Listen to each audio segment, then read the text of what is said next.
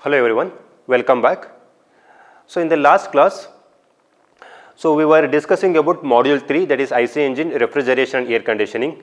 So in the last class, we have discussed some basic concepts related to refrigeration and air conditioning.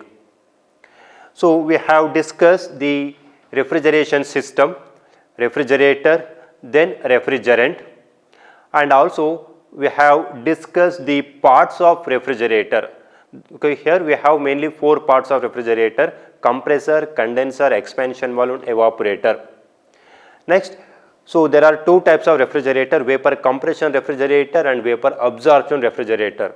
So in the last class we have discussed the working of vapor compression refrigerator and vapor absorption refrigerator. And also we have discussed the difference between vapor compression and vapor absorption refrigerator. Now in this session, so we will discuss the refrigerant definition, desirable properties of a good refrigerant, then commonly used refrigerants, then some standard terms used in the refrigeration like refrigeration, refrigeration effect, turn-off refrigeration, ice making capacity, coefficient of performance and relative coefficient of performance. Now let us discuss one by one. So refrigerant, so what do you mean by refrigerant? So the working medium used in the refrigerator is called as refrigerant. The working medium used in the refrigerator or the working fluid used in the refrigerator is called as refrigerant. Okay, here many fluids are available, but I cannot able to use all fluids so as a refrigerant. So in order to become a refrigerant, okay, here they should possess some desirable properties to produce effective cooling.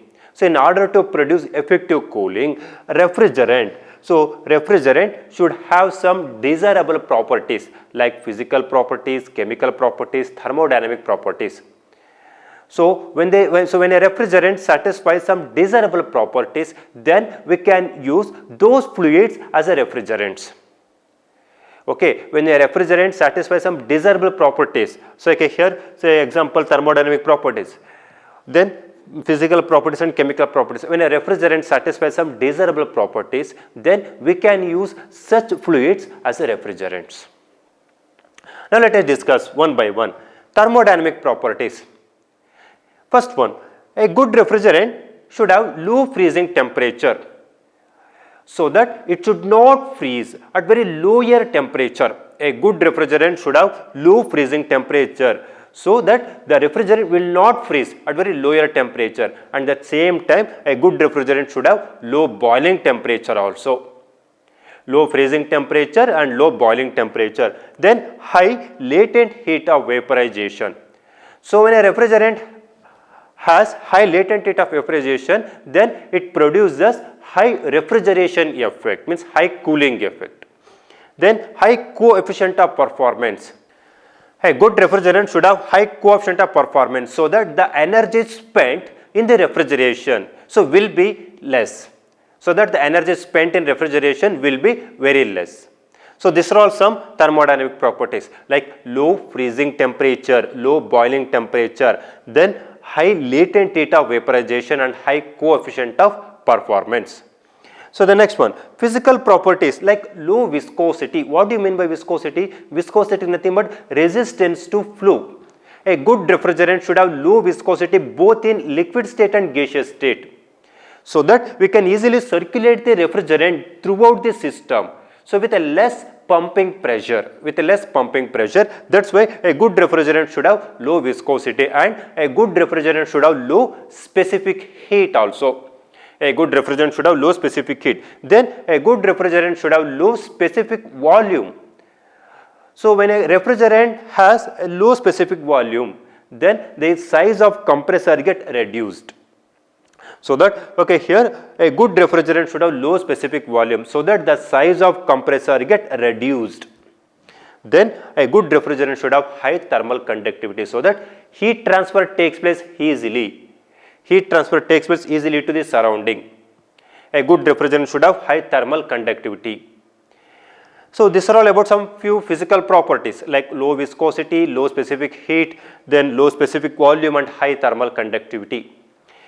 Then a good refrigerant should have non-corrosive to prevent the corrosion of metallic parts of refrigerator. A good refrigerant should be non-corrosive. So in order to prevent the corrosion of metallic parts, okay, here we are using some metallic parts in refrigerator. So in order to prevent the corrosion, a good refrigerant should be non-toxic. At the same time, non-explosive also. Okay, it should not explosive. Okay, it should not explode. Okay, here good refrigerant should be non-explosive and non-toxic also. So a good refrigerant, it should be non-toxic. Then non-flammable. Non-flammable means it should not catch fire easily. It should not catch fire easily. And a good refrigerant should be chemically stable. It should not decompose. It should not decompose. It should be chemically stable. So these are all some few chemical properties. Okay, next one we will discuss commonly used refrigerants. The commonly used refrigerants are ammonia, carbon dioxide, sulfur dioxide, methyl chloride, Freon 12 and Freon 22. So the first one, ammonia. Ammonia refrigerant, chemical formula NH3. Ammonia refrigerant, it is mainly used in vapor absorption refrigeration system. Then so it is also used in ice manufacturing plants. Ammonia refrigerant, it is also used in ice manufacturing plants. Next, ammonia refrigerant, so it is not used in domestic refrigeration system. So because of its toxic in nature, and hence ammonia refrigerant, it is mainly used in vapor absorption refrigeration system and in manufacturing of ice. Next one, the second one, carbon dioxide. So the carbon dioxide CO2, so it is used in marine refrigerator. So why carbon dioxide used in marine refrigerator? Because carbon dioxide, it has low specific volume. So because of its low specific volume, the compressor size is small, and hence carbon dioxide, it is suitable for marine refrigerator. The next one, sulfur dioxide SO2. It was used in domestic refrigerator earlier. So it was used in domestic refrigerator, but nowadays sulfur dioxide is not at all used because of its toxic in nature. And similarly, methyl chloride. So methyl chloride also, it was used in domestic refrigerator system. So nowadays, Freon 12. So Freon 12 refrigerator, so it is used in the domestic refrigerator. So the chemical formula. Here we have two chlorines, dichloro-difluoromethane. Dichloro-difluoromethane. So this Freon 12, so it is commonly used in domestic refrigerators. So next one, Freon 22, the chemical formula, monochloro, here we have only one chlorine, monochloro-difluoromethane. Chemical formula, monochloro-difluoromethane. So it is used in air conditioner systems. It is used in air conditioners. So these are all the different types of refrigerants, are commonly used refrigerants. So ammonia, carbon dioxide, sulfur dioxide, methyl chloride, Freon 12 and Freon 22. Okay, here Freon 12 refrigerant is used in the domestic refrigerator. So the chemical formula, dichloro-difluoromethane. Freon 22, chemical formula, monochloro-difluoromethane. So it is used in air conditioners. So whereas Freon 12, it is used in domestic refrigerators. So why carbon dioxide suitable for marine refrigerator? Because of its low specific volume. So these are all the commonly used refrigerants. Okay, next we will discuss some standard definitions used in refrigeration. The first one, refrigeration effect, ton of refrigeration, ice making capacity, coefficient of performance and relative COP. The first term, refrigeration, so already we have discussed. So what do you mean by refrigeration? So refrigeration, it is a process of reducing the temperature of a system below that of surrounding temperature and maintaining that lower temperature by continuously removing the heat from the system. So consider a system or consider refrigerated space where I need to reduce the temperature of system. So if you maintain the temperature of system below that of surrounding temperature, then that process is called as refrigeration, and you should maintain that lower temperature. You should maintain that lower temperature. So, how do we maintain that lower temperature? By continuously removing the heat from the system. So, this process is called as refrigeration, reducing the temperature of a system or a refrigeration, say refrigerated space below that of surrounding temperature. That is called as refrigeration. Then refrigeration effect. Refrigeration effect means the rate at which heat removed by refrigerator from the refrigerated system, from the refrigerated space. Say example, okay, here. So, this is the refrigerator. So, refrigerator R1, consider 2 refrigerator. So, this is refrigerator R2. This refrigerator removes heat, so 150 joule per minute. This refrigerator removes, so 500 joule heat per minute. Now, which refrigerator has more cooling effect, means which refrigerator produces more cooling effect?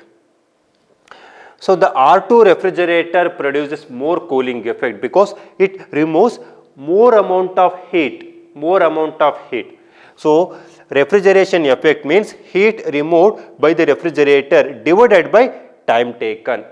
So, therefore, refrigeration effect, it is defined as the rate at which, rate means time, rate at which heat removed by the refrigerator from the refrigerated space. It is called as refrigeration effect. So, it is also called as capacity of refrigerator. Higher the capacity means higher the cooling effect. Higher the cooling effect means it removes more amount of heat from the refrigerated space. So, higher the refrigeration effect means the refrigerator produces more cooling effect. So, the unit kilojoule per second. So, as per this definition, heat removed divided by time taken, or kilojoule per minute, or kilowatt. So, refrigeration effect, it is also called as capacity of refrigerator. Higher the capacity means higher the cooling effect. So, refrigeration effect means heat removed by the refrigerator divided by time taken. The next one, ton of refrigeration. So, ton of refrigeration, so it is used as a unit of refrigeration. It is used as unit of refrigeration. So, the ton of refrigeration, it is defined as heat removed from water in order to produce 1 ton of ice in 24 hours when the initial temperature of water is at 0 degrees centigrade. See, in order to produce ice, we need to remove heat from the water. So, ton of refrigeration is defined as amount of heat removed from the water. Amount of heat removed from the water in order to produce 1 ton of ice in 24 hours when the initial temperature of water is at 0 degrees centigrade. So, in SI unit, 1 ton of refrigeration, which is equal to 210 kilojoule per minute, or 3.5 kilowatt.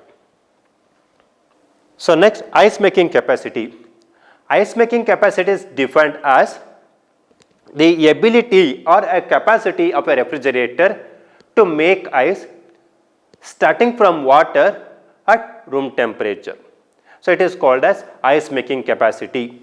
So, it is specified by kg per hour or kg per minute, okay, amount of ice produced per hour.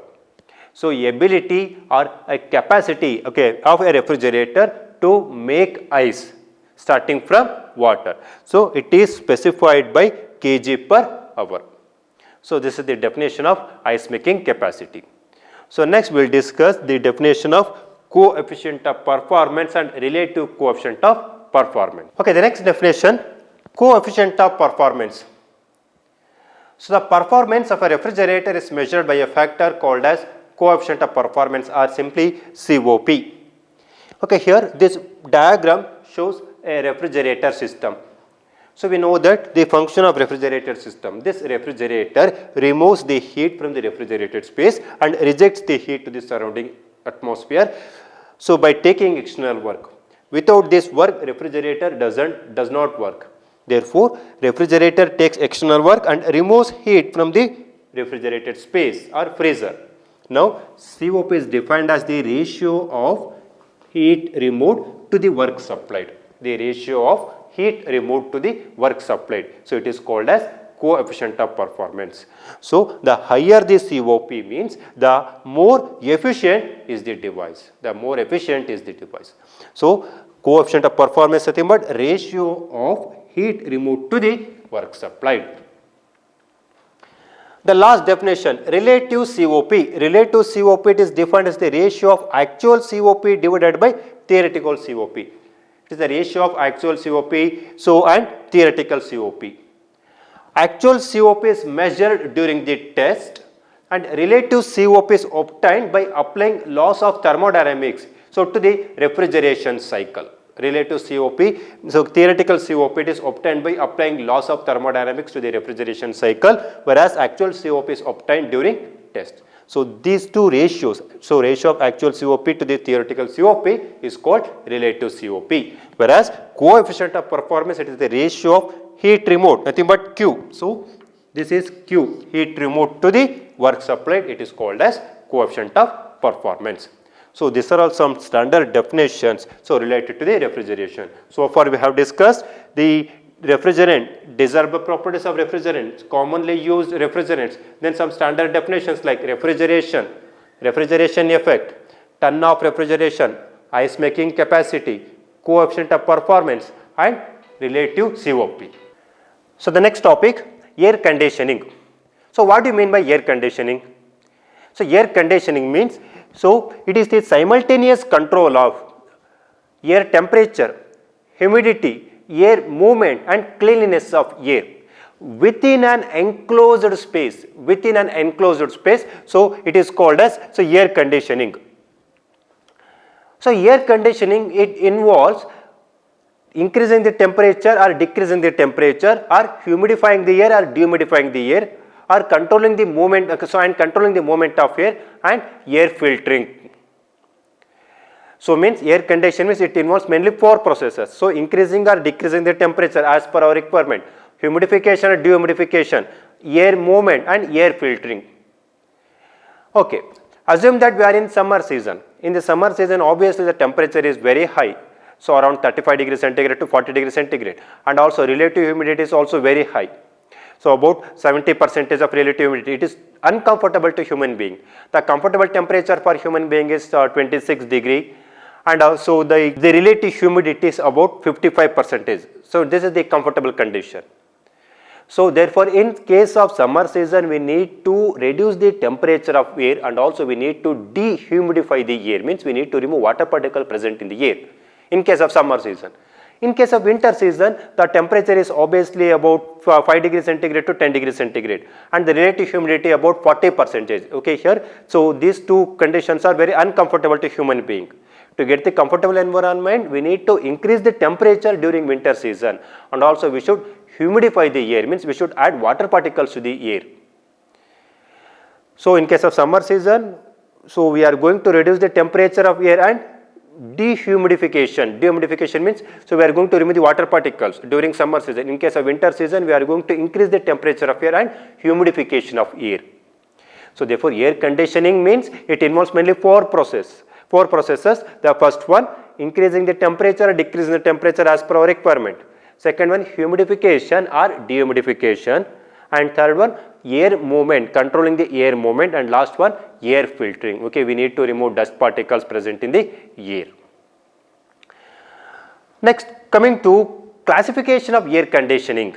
Air conditioning systems are classified according to the purpose. According to the purpose, let's say example, to get comfortable conditions. So comfortable air conditioning systems. Okay, these are all the comfortable air conditioning system applications. So industrial or process air conditioning systems. Okay, here these are all the industrial applications or process applications. Next, According to the season of the year, winter AC system, summer AC system and year-round AC system. In case of winter AC system, so air is heated and humidified. In case of summer season, air is cooled and dehumidified. According to the arrangement of equipments, we have unitary system, central station system and combination system. So usually central station systems are suitable for air conditioning of theaters, buildings, malls, hospitals. So these are all some classifications of air conditioning system according to the purpose, comfort AC system and industrial AC system. So according to the season of the year, winter, summer and year-round AC system. According to the arrangement of equipment, unitary, central and a combination system. Now let us move on to the applications of air conditioning systems. So applications of air conditioning systems, okay, here we have comfort applications and process applications. So what are all the comfort applications? Okay, here, so air conditioning systems are used in cars, buses, trains, aircraft and ships to provide comfortable environment to the passengers. And also comfort air conditioning systems are used in following areas like houses, hospital, hotels, apartments, shopping centers, banks, malls, etc. So these are all the comfort applications of air conditioning. Then process application means, okay, here some few process require some optimum temperature. So at which, so the process can be executed. So say example ATM machine, okay, here ATM machine, it works at a particular temperature. So therefore we need to provide a proper temperature, to that machine, and CNC machines also. So process applications involves, so okay, here chemical industry, textile industry, food processing industry, data processing industry, printing industries and ATM machines and CNC machines. So these are all process applications of air conditioning systems. So next we will discuss the working of window type air conditioning system and split air conditioning system.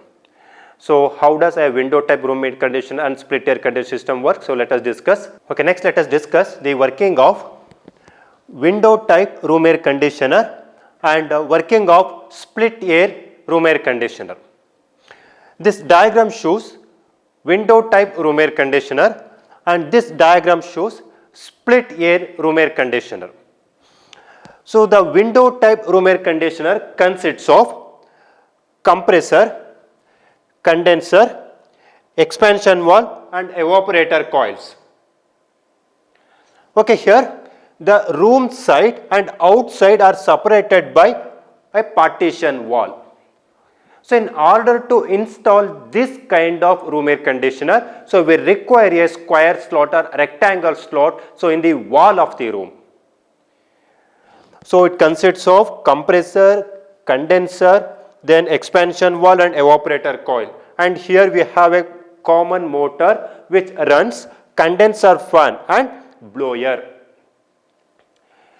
Okay, so next one, okay, here this is the outside of the room and this is the inside of the room. The inside of and outside of the room is separated by partition wall. Now let us discuss the working. So this is the room side where I need to cool the air, means I need to reduce the temperature of air. Okay, here we have an air filter. Now let us begin with compressor. So already we have discussed the working of vapor compression refrigeration system. So this window type room air conditioner consists of vapor compression refrigeration units. Now let us begin with compressor. So number one, compressor receives, okay, here this diagram shows the receiving side. So this arrow mark shows the receiving side. The compressor receives low pressure and low temperature vapor refrigerant, low pressure and low temperature vapor refrigerant from the evaporator. From the evaporator, low pressure and low temperature vapor refrigerant enters into the compressor. Compressor compresses the low pressure and low temperature vapor refrigerant so that, okay, here we'll get, this is the output, so we'll get high pressure and high temperature vapor refrigerant. Now the high pressure and high temperature vapor refrigerant enters into the condenser coil. Now this is the condenser fan.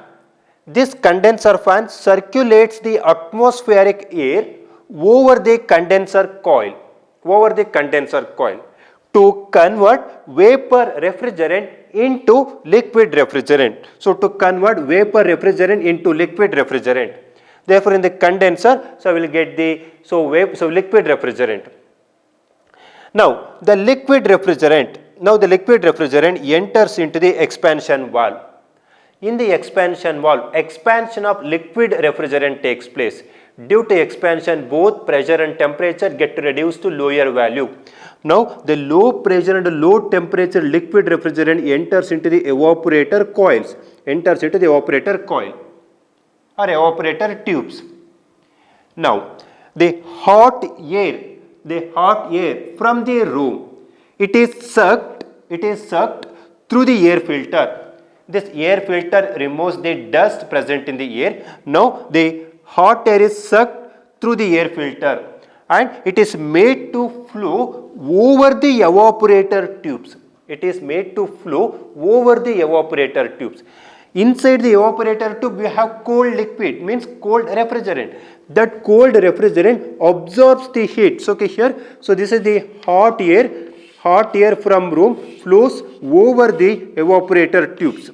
Hot air from the room flows over the evaporator tubes.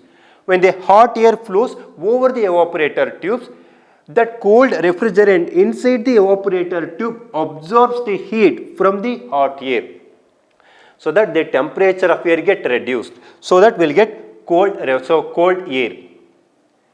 And also, so the moisture present in the air, it is also removed. So therefore we will get cold air and also dehumidified air.